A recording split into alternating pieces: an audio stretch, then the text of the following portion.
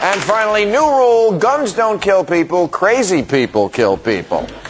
Last week, in response to the Virginia Tech shootings, President Bush said, when people see somebody who is exhibiting abnormal behavior, you do something about it. Thanks for the heads up, McGraw. But if that's the case, then I want to warn the country about a man I saw last night on TV. He's 6 feet tall, Caucasian, and he goes by the title President of the United States.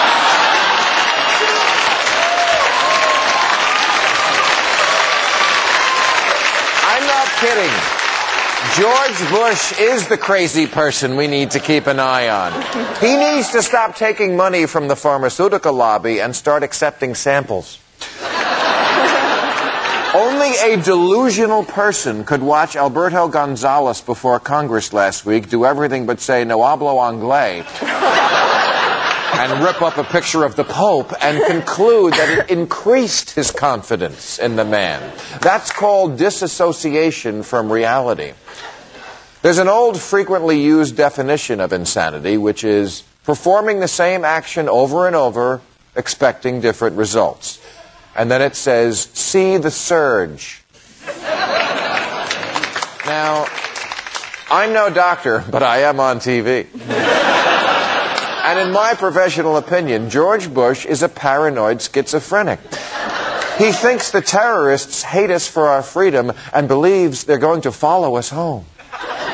That's why he keeps obsessively clearing brush, so Osama can't use it for cover.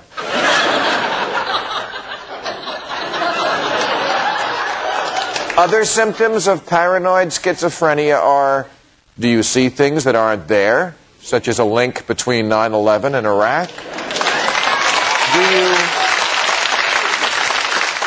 Do you feel things that you shouldn't be feeling, like a sense of accomplishment? Do you have trouble organizing words into a coherent sentence? Do you hear voices that aren't really there?